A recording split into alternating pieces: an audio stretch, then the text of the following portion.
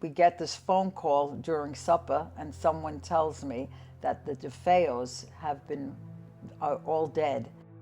I think that was Mike that called us that they were all dead. I think those were the words.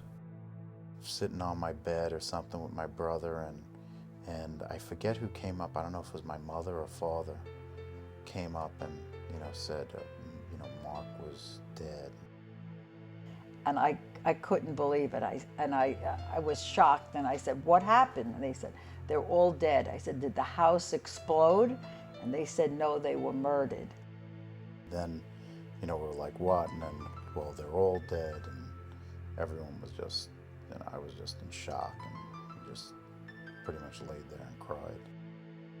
Could this be a dream? Could this really happen? It was like, it was unbelievable. I don't think anyone could believe that a family could get killed like that.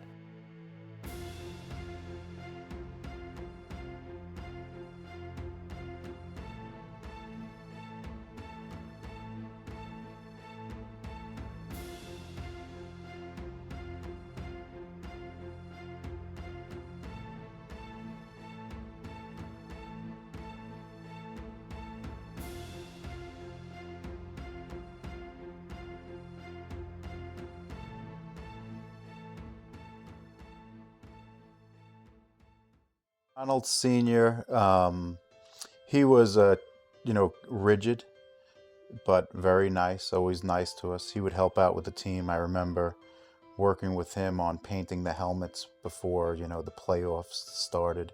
So we painted all the helmets, it was about 30 helmets we painted.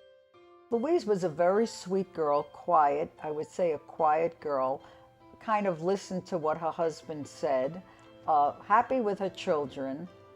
I found Louise to be a very strong woman. The children seemed like really well-behaved children.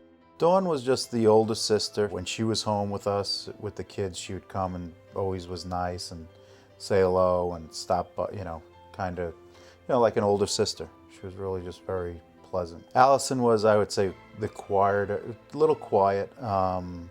She would play with us more because she was, I guess, a couple of years, older than us. So we'd play games down in the basement and play pool or play Sorry or whatever game we picked that night.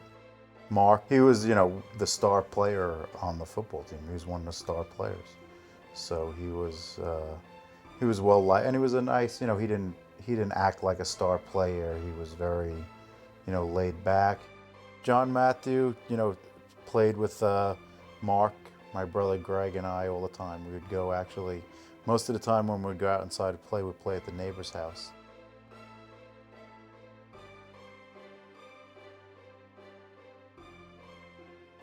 It's something that you just say, the movie's around all the time, and you'll meet people that will know about it and say, "I can't believe that." And I knew those people. And you really knew them? It's really true that family was murdered? And just something that will always be in your life all the time, all the time.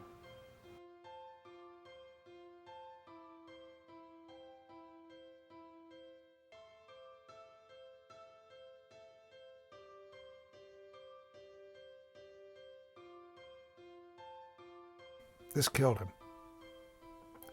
His daughter was really the apple of his eye.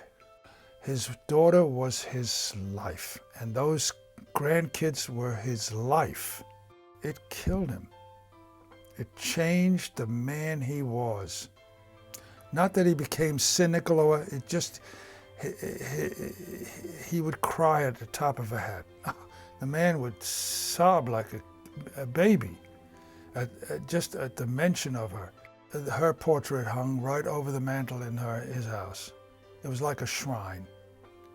So that more or less briefly tells you the story of a life of Mike Brigante.